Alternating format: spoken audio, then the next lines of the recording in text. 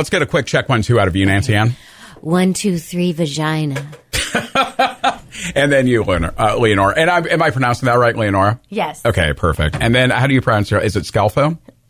Scelfo. Like Scelfo. Seashell. I'm sorry. No worries, yeah. You might remember it's Italian, so seashell might make you like. I wish it was just spelled S-H, but No, I like it. it is what it is. My real last name is spelled like a sneeze. I mean, it's a very Polish last name. So, like, there's lots of superfluous consonants. Well, what is it? Vowels that are in the wrong place. So, well, here's the funny thing.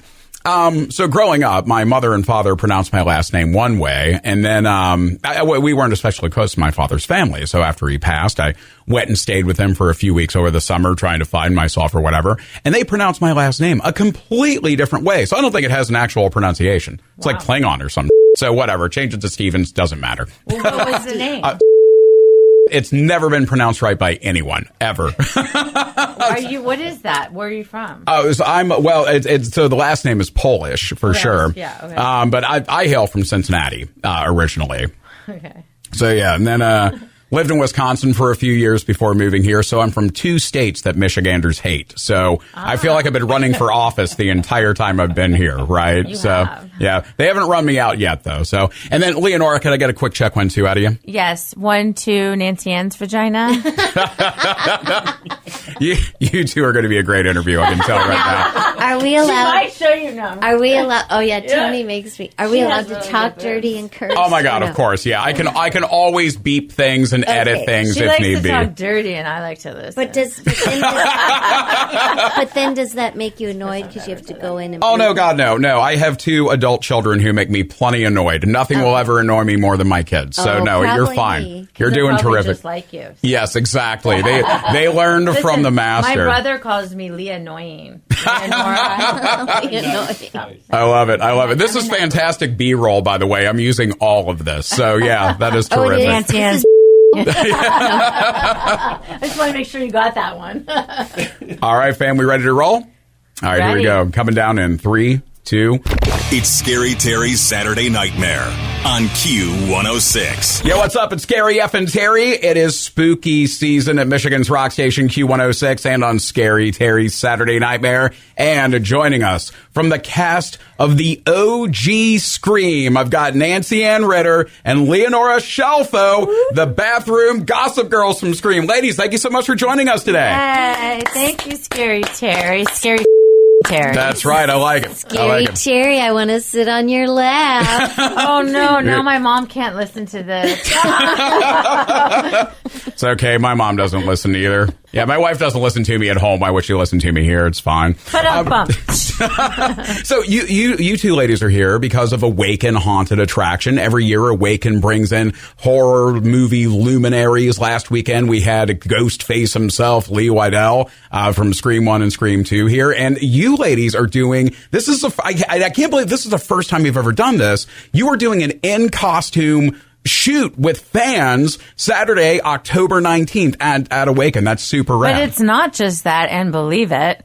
Brian McFay has recreated the exact bathroom, even with the little graffiti. Oh, I love so we're it. going to be in the bathroom with our costumes and photo ops with the people. I mean, it's the first time ever. And we haven't done that, since 1996 on the movie set. So we did a little TV segment this morning. And so then tomorrow night, 7 to 12.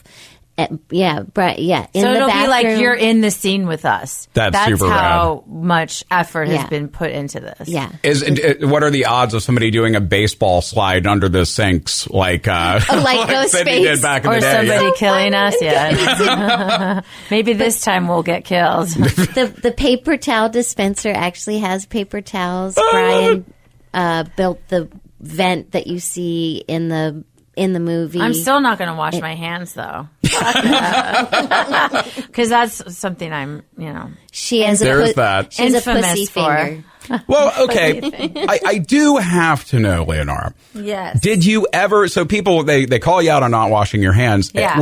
Were you ever called out by Ricky Lake for name checking her for all the amateur psychiatry that you were doling out there in the bathroom scene? I wasn't, but let's call her. And I love Ricky Lake. Yeah. Right? All right, Ricky, the gauntlet's been thrown down. Let's go. What you got to say now? It's funny about the hand washing because as an actress, we had limited time, so I made choices.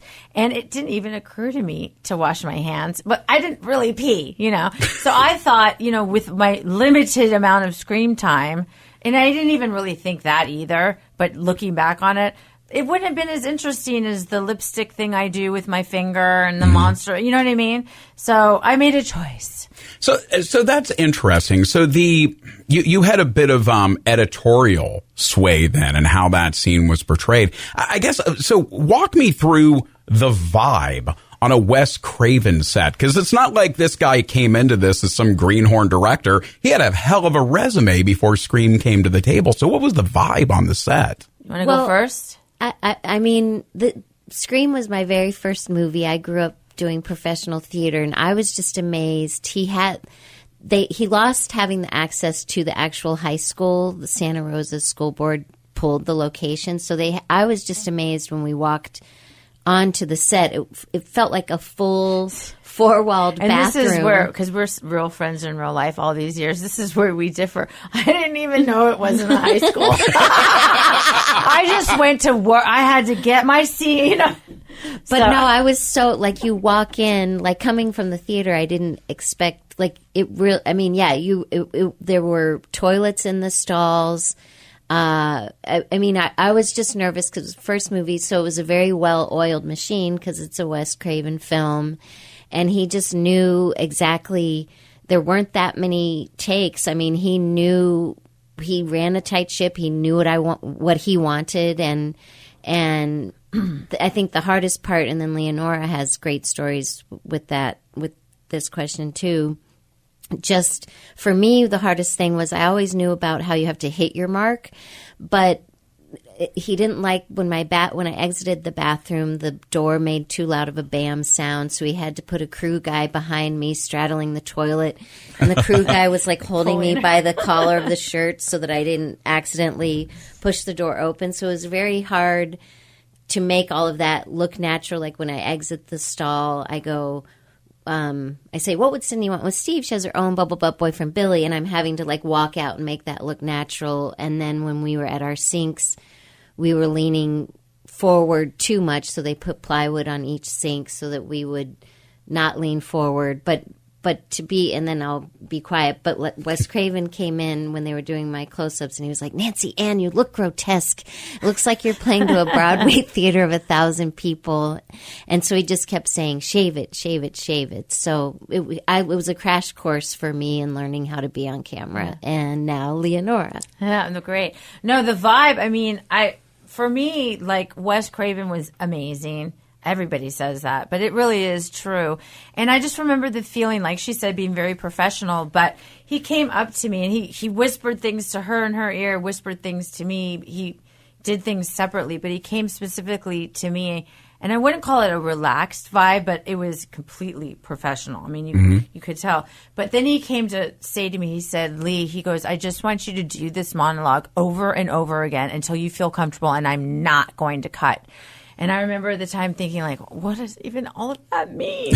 So I'm just going to, but I was like, sounds good, Right. So that is what we did with that specific monologue. And I did it 3 times, and it was on the 3rd time. And it was because he gave me that freedom. And he basically was saying, you'll know when you're done. And I'm like, well, I hope so. It was on the 3rd take that the monster thing came and the lipstick thing came.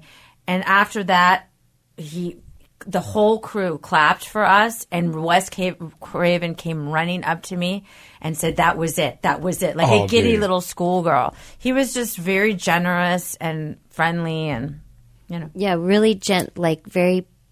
really gentle, no ego. He's just an amazing guy. Wow, and we very cool. both, I will speak for myself, I have been on a set, a very famous director who, well, I probably shouldn't say, but he screamed and yelled at everyone to shut the up. Like, there are different moments. Wes, he don't roll like that. He doesn't have that vibe. He has an in control vibe. Yeah. Yeah. Very cool. I'm glad you had that experience with them. That's wonderful. Well, we are too. Wish we could have it again. I've worked for some tyrants in the past myself. I don't know what it is about the creative industries, but they attract some sociopaths from time to time, do they not? And narcissists. Right. Exactly. Yeah, he was none of those things. So. Oh, that's terrific, man. Yeah, it's good to know. So, ladies, who did you draw inspiration from for these vicious mean girl characters?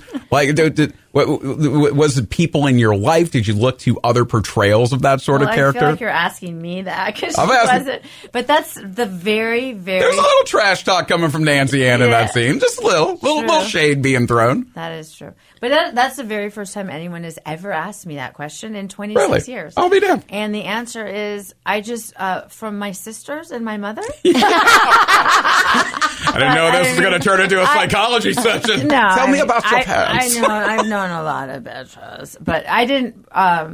I remember being more nervous about wanting to just because Kevin Williamson wrote that scene first for Scream, and that is how he sold it to Miramax, because supposedly that was his favorite scene, but it wasn't just that. It was something about the tone that was conveying this is a different kind of horror film. So I remember just feeling very wanting to make sure, because I improv a lot. Most actors do. And if you have a script that's like, you can tell the director or say whatever you want. You know what I mean? Right. But this was more like Shakespeare. You had to nail every single word. And I put that pressure on myself, but it was so well written. And there was no room I did that monologue exactly the way that it was written. So that was more where my focus was. I hate to tell you, though, it just came natural. But I'm not a bitch in real life, and I was never a cheerleader. I couldn't stand cheerleaders. I always dated the surfers. I did go to one of the proms with the quarterback of the football team. They liked me, but I didn't like them. I was more of like an artsy-fartsy. So it's just funny to me that all these years later, here I am in a cheerleading outfit, That's the irony of it all. I know. I just filmed a movie called Blood on the Bleachers, Chase Dudley's. It's a 90s throwback, and I'm playing a cheerleading coach. So. Oh, now you've just been typecast. Oh, my God. Well, I know. Exactly.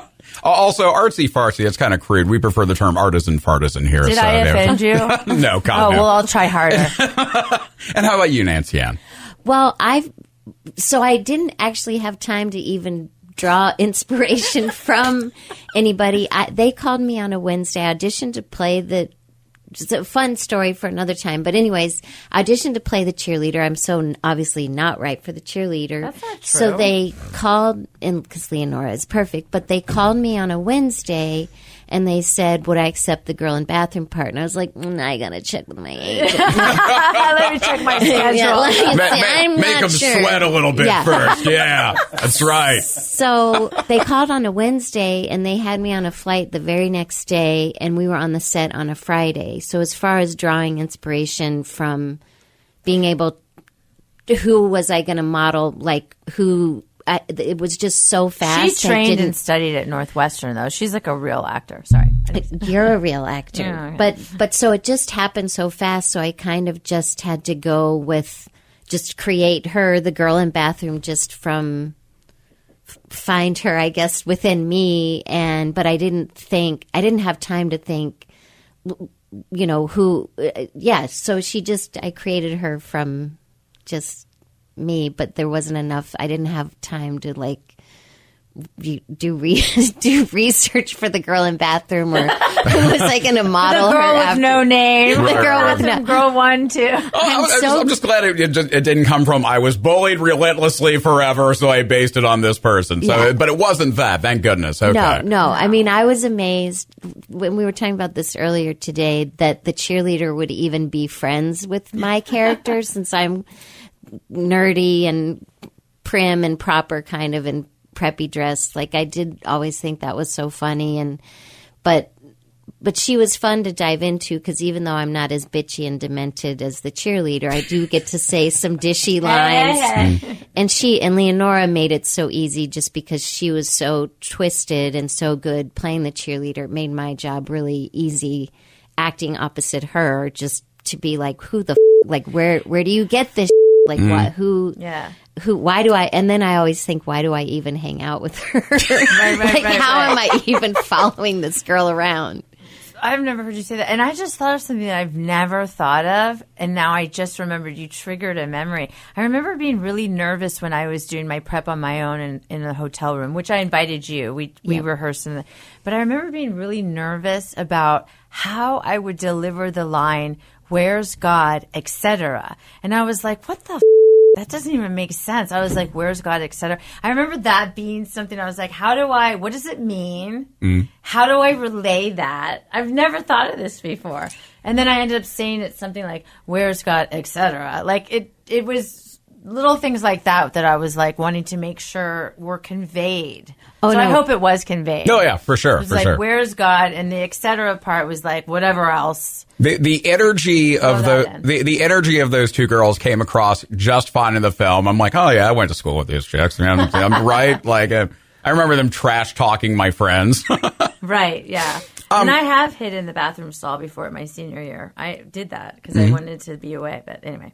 So, speaking of people who are sociopaths, Leonora, around the time you did Scream, you also did a movie called Power 98. A talk show that involved a talk show host. Now, talk show hosts are absolute sociopaths. All it takes is one tune over to the AM dial, and you'll see a whole, you talk about narcissists and sociopaths. Imagine having the hubris to go in and think my opinions matter more than anyone else's, and they have to be broadcast all the time. So, are you speaking of yourself? No, God, no. I would never do talk radio. Nobody needs to hear me talk that damn long. No, I prefer say dumb thing into a microphone. Hope people find me charming. Play the next song. That's more my bag for sure. Sweet. What a sweetheart you are. Did you ever get any clapback from talk show people after being in that movie? I did not get any clapback, and if I did get clapback, I wouldn't have cared, and I wouldn't have even noticed. Good talk show. I was so in my own world back then. You're in your early 20s, so no. But I mean, there are stories from that movie. There are Eric Roberts stories. Okay. He killed me in that movie. So, yeah. That's the thing. You cannot trust AM talk show hosts. They're all sociopaths, all the way up and down the dial. Yeah, just hard pass. He's a real talent. He really is. He's very talented. Now, you two ladies, since Scream, you've been in several other films since then. You're sporting the Girl 2 merch right now. The Woodman, Tahoe Joe 2. What do you two enjoy the most about working together on these projects? Oh, my God. That's easy for me. Nobody gets me or thinks I'm as funny as Nancy Ann. And because of her spirit, I mean, it sounds so selfish. Like, I love her because she loves me. But no, she really always... That doesn't sound narcissistic at all. No, but she finds my humor funny. Like, she finds me funny in a way that I think maybe more than anybody on the planet. Seriously, I'm saying this is the truth. So it's like an ease and a comfort. Maybe almost too much. I need to tone it down a little bit. Like, it's like a sister almost, or like a second skin type of feeling. Yeah, I mean, just the two film, I adore her. And I remember just when we first rehearsed the scene in her hotel bathroom, I was just like, I've never met just a beautiful blonde California girl, because I grew up on the East Coast. And then, so now getting to do, we have two films. You mentioned The Woodman and Tahoe Joe 2, and we play lesbian lovers. All right. Felicity and Faye. Am I Felicity and you're Faye? I always forget. I forget, too. Okay, good. So we play the comic relief in those two films, and we were able to just add, we're just in two little scenes, but people have really enjoyed them. And we were able to riff in those two scenes, and they're going to bring us back for a third film, playing Felicity and Faye with Michael Berryman from The Hills Have Eyes next year. And then the movie, you mentioned The Girl 2. We play big parts in that movie, set in a mental institution. So it's been fun. We each have our own films coming out later in 2024 and 2025.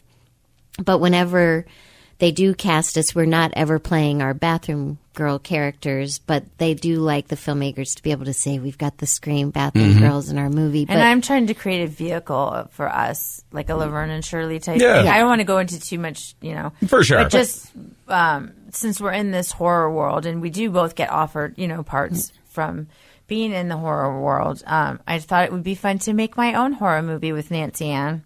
So, yeah. if I put that out into the universe, Manifest. Absolutely manifest that ish. Yeah. But yeah, I do. Well, I think she deserves a bigger vehicle, and I know I do. Bigger parts. We have a lot to, Yeah. and sometimes you just have to create that for yourself. Yeah, absolutely. You got to bet on yourself, pull the trigger, ride the bullet, Absolutely. Wow, I like all that phrasing. That was good. And I was going to say just one other thing. I just think we, just acting wise together, we're so different looking, the blonde, the brunette, and we're very different energy, but somehow there's a little magic that happens that. It really does happen. Yeah. It's magical. You're like each other's emotional support actress. It's awesome. Oh my gosh, I love that. You couldn't be more right. We'll get shirts made up, the whole deal. Think about it like this. I mean, how fun would you ever imagine? We never imagined 26 years ago we do this little scene together. We remain friends, and all these years later, I see her every month, or I was for a while, but we get to reunite and celebrate this, and it's fun. It's like a little bonus. Absolutely. Now, with all of your experience doing movies in the horror genre, this question is for each of you. What do you think is the most necessary ingredient to a great horror movie? You want me to go You first? go first. Are you sure? Yes. Well, I mean, the first thing that came to mind was someone with some talent. If it's not on the page, it's not going to be on the screen. So definitely vision. But I would sound. For me, it's sound. Like when the music comes, it really changes everything for me. I don't know if I'm answering this question right. No, there are no right or wrong answers. We're just looking for your answer. I'm very. You either got talent or you don't. I don't know. So, What was the question again? Well, what is the most important ingredient for a great horror movie? Again, it has to be in the script. If it's not on the page, it's not going to be. It's interesting. I was talking with. It starts with that. If it's not there, it's not there. I was talking with Phil Anselmo of Pantera, huge horror fan. Yes. And he was talking about some of the classic horror films and the ambiance, and he specifically mentioned how the sound interplays, like the old Giallo films, like Keith Emerson from Emerson, Lake and Palmer did the soundtracks for those. And it doesn't sound like, ELP tracks or anything like that. But you're the other person I've talked to about film that specifically brought up sound. That's it interesting. Changes the whole game. The sound does. But again, my first answer is it's the script. If it's not on the page, and then you go through the series of it got to be the director, then the casting has to be right. Then you have to have a great person that can design this. I mean, there's so many different things, but it starts with the concept and being on this page. So I'm sticking with my final. That's my final answer. Love it. And how about you, Nancy? What's the most necessary ingredient for you for a great horror film? I agree with everything. This is a hard question, Scary Terry. I know, we didn't know we were taking algebra class. It's a very academic show. I'm like a cross between. It's like a cross between like a horror movie and Terry Gross from NPR. That's what I do. I mean, I guess my two favorite. I mean, there's everything Leonora said for sure, and you, Scary Terry. But yeah, the script, I think having really great, well-drawn characters, a great director. I would not have thought to say the sound, but that makes total sense to me. Well, a lot of these movies are low budget, so it can really make a difference. Yeah. It can change the whole game. Anyway, go on. Well, and great jump scares. And then I guess when you were mentioning sound, like I think if I had to say off the top of my head, my two favorite films, just sound-wise and cinematography-wise, and I know they're not quintessential horror films, but like Rosemary's Baby, yes, and The Shining. Those are mine. I even just got chills. Whatever happened to Baby Jane? I haven't seen that one. Wait, what? I think we should remake that movie. You haven't seen Whatever Happened to Baby Jane? No, I have so many holes in my That's movie. Betty Davis and Joan Crawford, and Betty Davis dresses up like a doll and like she's handicapped and makes her more handicapped and pushes her down the stairs. It should be you a can great push me down the stairs. I can play the Betty Davis part. Yes. This is truly a great friendship. You can push me down the stairs, bestie. You can push me down. What? I will push me. I will say I think that Drew Barrymore, the opening scene, and not just because we're in Scream, but of course we're talking about Scream, I do think how Wes Craven did that opening scene with Ghostface, Lee Waddell, who was at Awake and Haunt last weekend. Great guy. Love him. We Yeah. We love all the ghost faces, but he's the OG. He's got good energy, man. He's a good dude. Alan for Robinson sure. is great too, and Max Ferrara. Anyway, go on. But I just think that opening scene, the music, how he how Wes Craven wove the music. Do you in. see how that sound? That's the what I meant. sound. Music. I just think that scene is phenomenal. And then of course Drew Barrymore acts the hell out of it, but just sound wise, in specific for horror films, music in specific. Yeah. And I think that soundtrack for Scream, I mean the sound effects, but then the soundtrack I think is phenomenal. And but yeah, I just think that scene it's got the great jump scares in that opening scene, and yeah. Ladies, what is your favorite non-Scream Wes Craven movie? Well, I just saw. So until recently I had not. Quick, man, to the IMDb. So a friend, I'm not doing horror a little. movies are not my favorite, but I love them. Everybody. Fair enough. So I'm doing a plug, but I'm a stupid, shameless plug. So when I first started doing the conventions, like initially I was by myself, and then Leonora came and joined me doing the conventions. But I would do a lot of interviews on people's podcasts, and they'd always say, "What's your other favorite Wes Craven film?" And I would just stand there, sit there and go, "Scream, Scream." So these two guys, and then what were my other favorite Scream movies? And these two guys thought that was funny, and so they made a little show called The Re-Education of Nancy Ann Ritter, where they assigned me a movie to watch each month. I haven't plugged it. You never told me that. It's just a little. I mean, it's just a cute. little. You had little horror homework. Horror homework, and it was like you're a horror Horror. Horror. But so they assigned me like one a month, and I've taken. Yeah. Anyways, so I finally got to see Nightmare on Elm Street a few months ago, and of course I really enjoyed that. And then I did see The Hills Have Eyes with Michael Berryman. So of those two, I love Nightmare on Elm Street. It was fun.